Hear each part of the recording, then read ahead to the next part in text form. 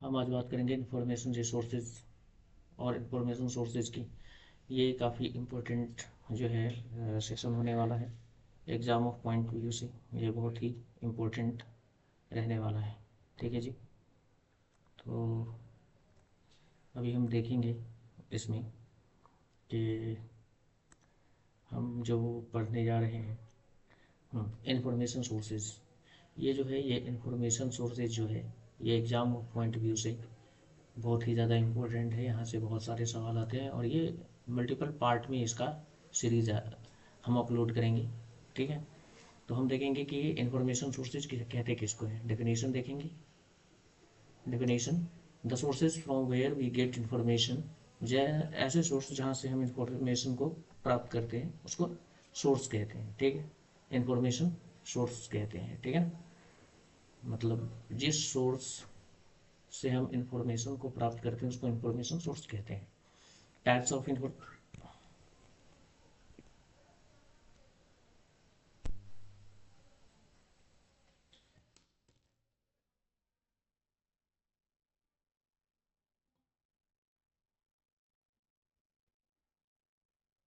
तो information sources काफ़ी important topic होने वाला है, रहने वाला है आज का सेशन जो है। और इसका पार्ट जो है मल्टीपल पार्ट में वीडियो अपलोड करते रहेंगे।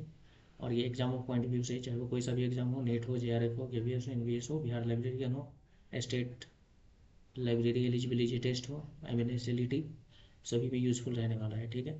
तो एज इट इज़ जैसा हमने नोट्स बनाया है और आपसे डिस्कस कर रहे हैं वैसे ही आपको नोट्स बनाने हैं। आप अपने अकॉर्डिंग नोट्स बनाएंगे और आप हमें सजेशन भी देंगे कि इस और किन किन तरीक़ों से अपने हम जो कंटेंट दे रहे हैं उसको और बेहतर बना सकते हैं और कर सकते हैं। ठीक है। तो हम पढ़ेंगे इसमें टाइप्स ऑफ इंफॉर्मेशन सोर्सेज के बारे में। ये टाइप्स ऑफ इंफॉर्मेशन सोर्सेज है। ठीक है जी। Types of information sources. ठीक है।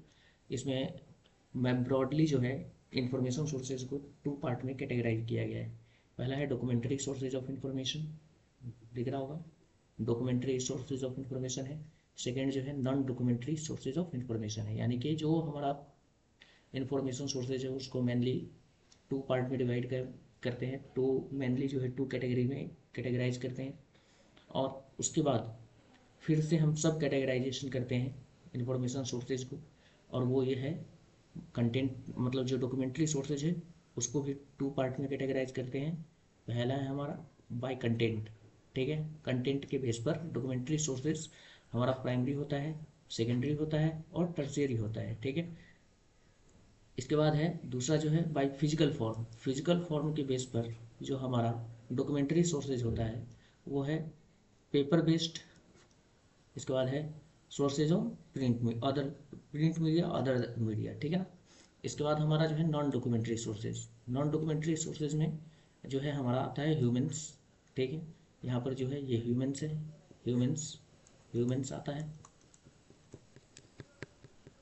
ह्यूमंस।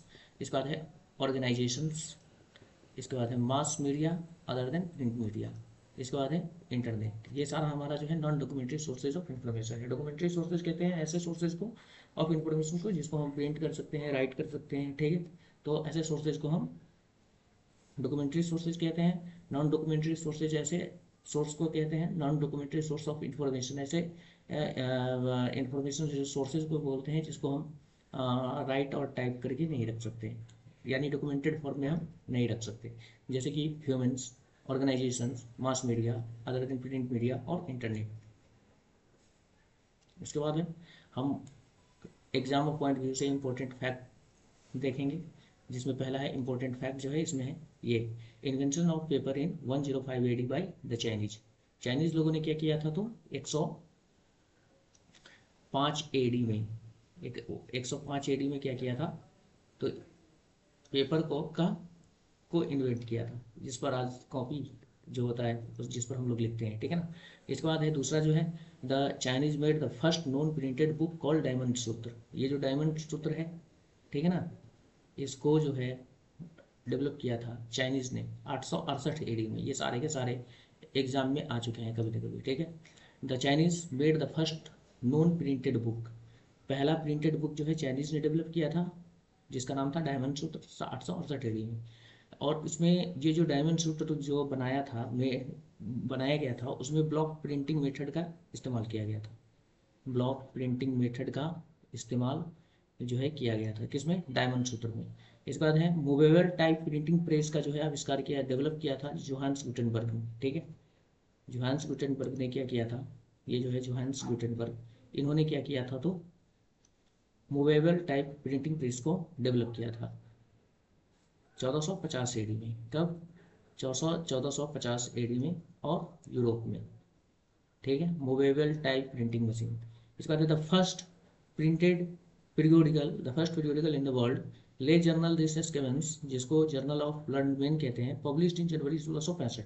ये विश्व का पहला पीरियोडिकल है जो कि फ्रेंच लैंग्वेज में, किस लैंग्वेज में, फ्रेंच लैंग्वेज में प्रकाशित होने वाला विश्व का पहला जो है जर्नल है।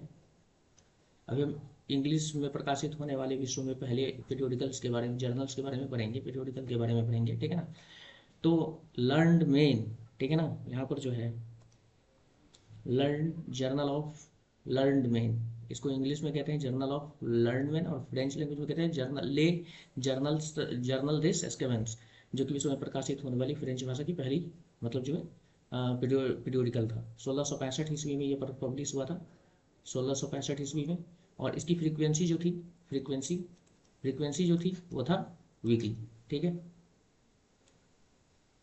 इसके बाद हम फिर देखेंगे कि इन द सेम ईयर 1665 ईस्वी में ही, 1665 ईस्वी में ही, जिस समय जर्नल दे एस्केवेंस यानी जर्नल ऑफ लंडन प्रकाशित हुआ था, उसी समय क्या हुआ था, तो एक मतलब रॉयल सोसाइटी ऑफ लंदन ने पब्लिश किया था मंथली साइंटिफिक पीरियोडिकल, जिसका नाम था फिलोसॉफिकल ट्रांजैक्शन।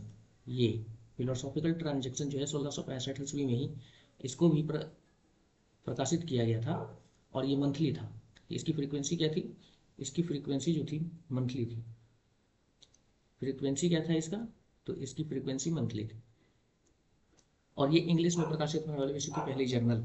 ठीक है, तो ये हो गया। The first issue was published in March, the first English language journal in the world.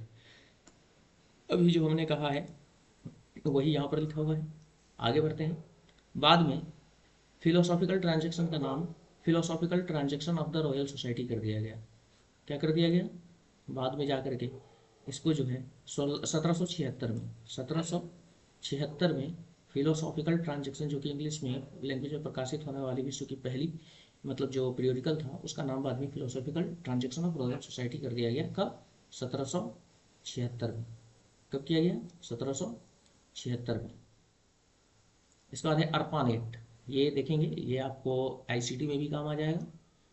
ARPANET का फुल फॉर्म जो होता है advance research project agency network. इसकी जो शुरुआत किया था वो United states department of defence ने किया था। United state department of defence ने किया था। अर्पानेट का फुल फॉर्म पूछता है, अर्पानेट क्या है, advance research project agency network, जिसकी शुरुआत जो है United states department of defence ने किया था। इसके बाद है यहाँ पर चलेंगे ये वाला, all recorded sources are documentary sources. जितने भी सोर्स को भी हमने ऊपर में डिस्कस किया है कि डॉक्यूमेंट्री सोर्सेज ऑफ इंफॉर्मेशन, जिसको हम क्या कर सकते हैं, प्रिंट और राइट करके रख सकते हैं, उसको डॉक्यूमेंट्री सोर्सेज कहते हैं। जितने भी डॉक्यूमेंट्री सोर्सेज हैं उनको हम रिकॉर्डेड फॉर्म में रख सकते हैं। Primary sources contain original information. Primary sources of information में क्या होता है, कोई सा भी अगर प्राइमरी लेवल का इन्फॉर्मेशन है तो उसमें ओरिजिनल इन्फॉर्मेशन होता है। ठीक है, सेकेंडरी सोर्सेज क्या होता है, information are based on primary source. जो सेकेंडरी सोर्सेज ऑफ इंफॉर्मेशन होता है वो प्राइमरी सोर्सेज ऑफ इंफॉर्मेशन पर बेस्ड होता है। और the present the contents of primary sources, और प्राइमरी सोर्सेज के क्या जो कंटेंट्स होता है उसको प्रेजेंट करता है। और इस फॉर्म में होता है कंडेंस्ड फॉर्म में। जो प्राइमरी सोर्सेज का इंफॉर्मेशन होता है वो सेकेंडरी सोर्सेज ऑफ इंफॉर्मेशन में कंडेंस्ड फॉर्म में होता है। हम चलेंगे secondary sources can be group under 4 broad types.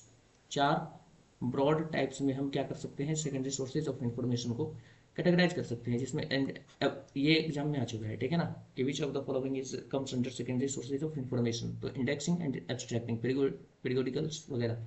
Survey type, तीसरा जो है रेफरेंस बुक, और चौथा जो है ट्रांसलेशन। ये चारों ही secondary comes under secondary sources of information में आता है। ठीक है,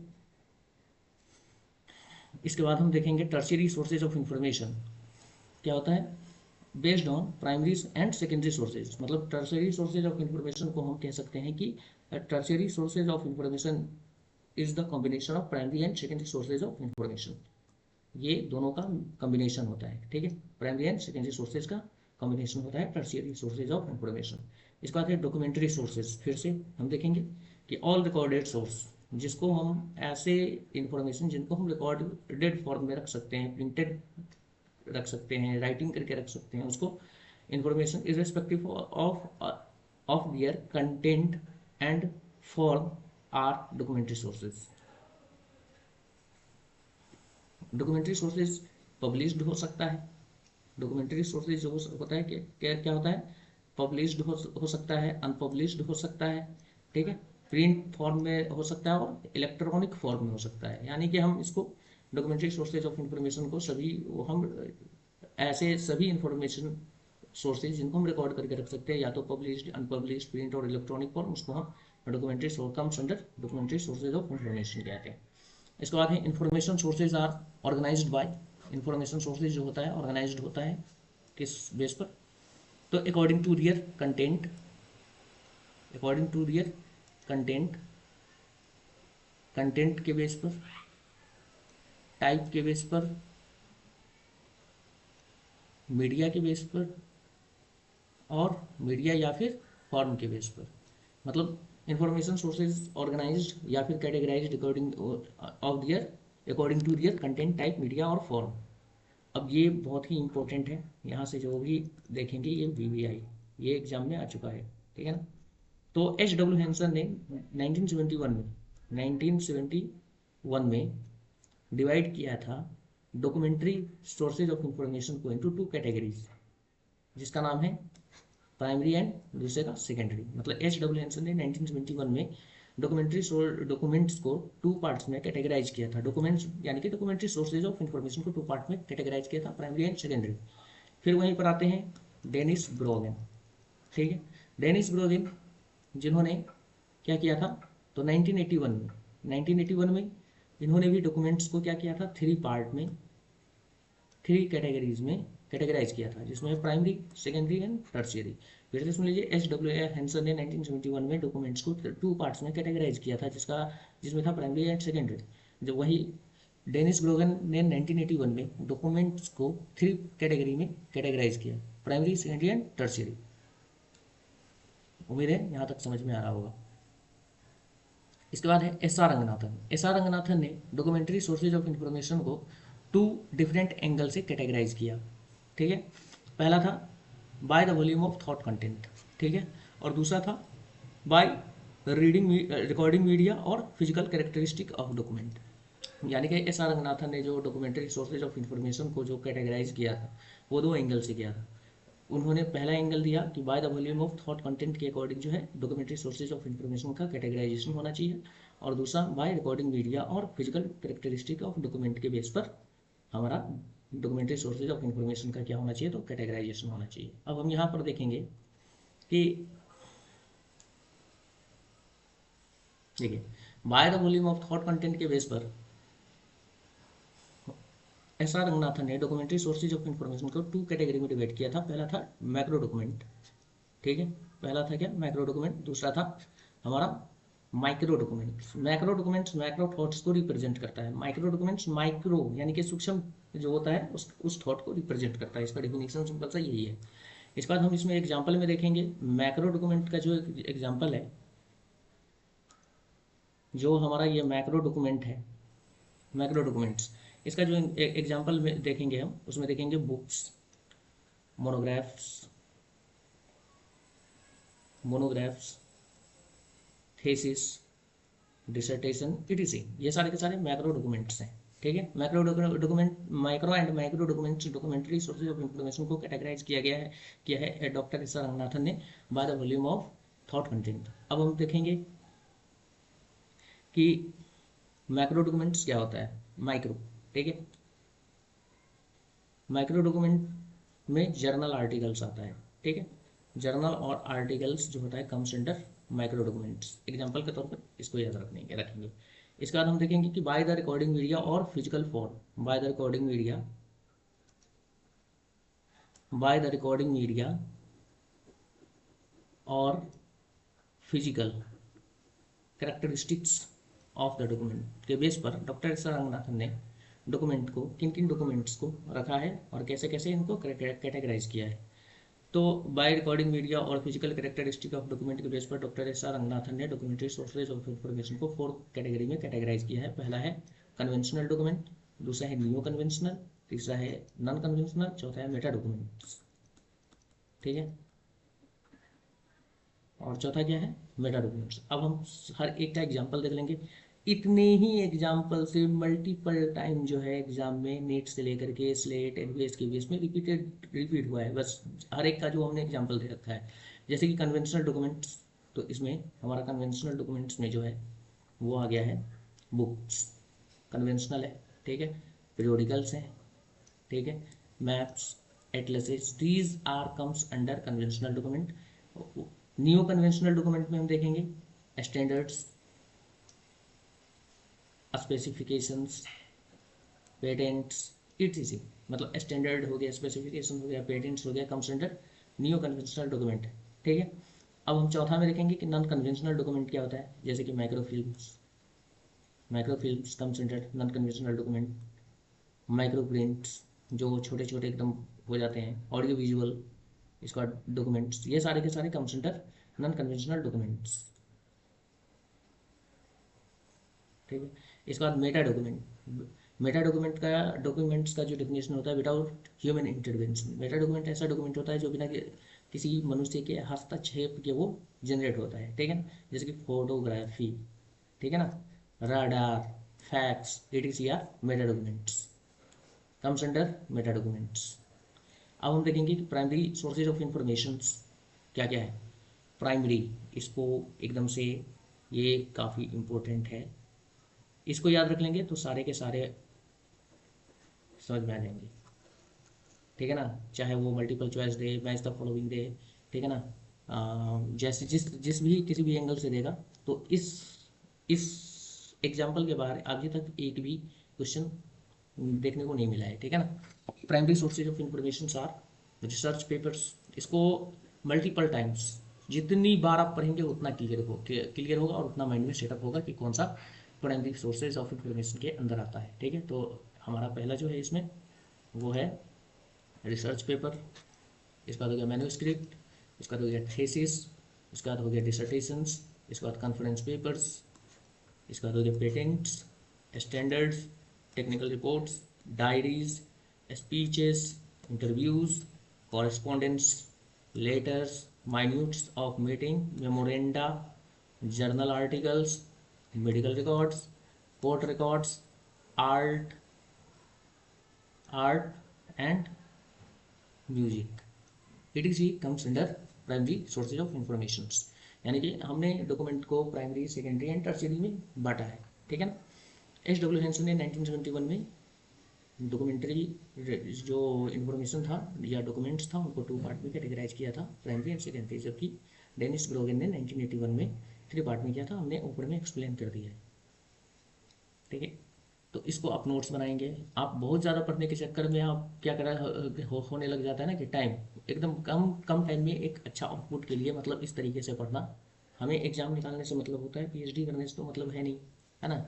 तो ये सभी एग्जाम के लिए ये जो टॉपिक है इंपॉर्टेंट है, हम जो भी कंटेंट डालेंगे वो नेट लेवल तक का में आपको काफ़ी हेल्प करेगा।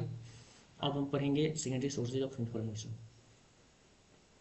Secondary source of information. ठीक है, सेकेंडरी सोर्सेज ऑफ इंफॉर्मेशन में जो एग्जांपल है, जो वो सोर्सेज जो सेकेंडरी सोर्सेज में आते हैं उनमें हो गया कि इंडेक्स, ठीक है, bibliography, indexing and abstracting periodical. इसके बाद है current awareness service, current awareness service में क्या सब आ जाएगा, current awareness bulletin, accession list, इसको याद रखेंगे। ठीक है ना, accession list and research in progress. ठीक है ना, इसके बाद हो गया टेक्स्ट बुक्स, टेक्स्ट बुक्स हो गया। ठीक है, इसके बाद state of the art report हो गया। इसके बाद क्रिटिकल रिव्यूज हो गया, ट्रीटाइज हो गया, मोनोग्राफ्स हो गया, मैप्स हो गया एंड एटलसेस हो गया। टेक्निकल ट्रांसलेशन हो गया, translation comes under secondary sources of information, ऊपर भी बताए थे। Year book, almanacs, handbook, manuals, directories, documentary movies, commentaries जैसे कि क्रिकेट मैच होता है उसमें जो कमेंट्री चल रहा रहता है, secondary comes under secondary sources of information. Clinical trial, इसको encyclopedias, meta analysis, etc, these are comes under secondary sources of information. ठीक है, these examples comes under the secondary sources of information. ठीक है, अब हम चलते हैं नेक्स्ट। अब हम पढ़ेंगे tertiary sources of information. Tertiary sources of information को याद रखना आसान है। वो कैसे? इसमें जो भी एग्जाम्पल है वो सारे बड़े बड़े हैं, मैंने ऐसे ही याद किया था। ठीक है ना, tertiary sources of information, tertiary sources of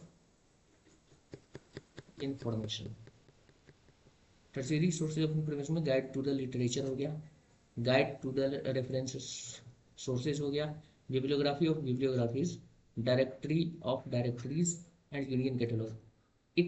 इस पांचों में से अभी तक कोई सभी एक्स्ट्रा जो है इस टर्शियरी सोर्सेज ऑफ इंफॉर्मेशन से देखने को नहीं मिला है। ठीक है ना,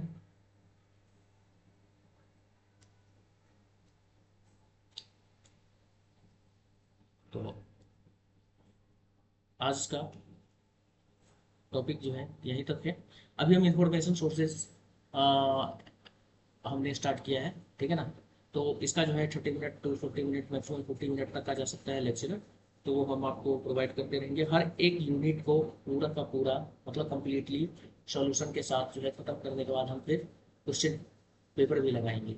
ठीक है, सॉल्व करेंगे यही ऐसे ही। ठीक है ना, तो आज के लिए यहीं तक।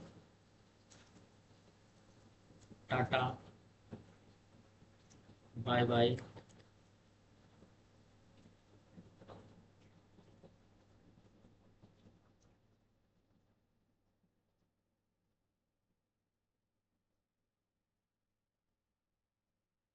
सोर्सेज, ठीक है ना, bye, goodbye, good night.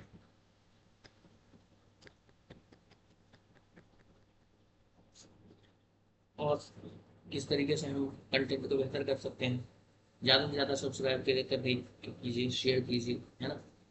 तो फिर मिलेंगे नेक्स्ट लेक्चर में। अभी तक के लिए इतना ही।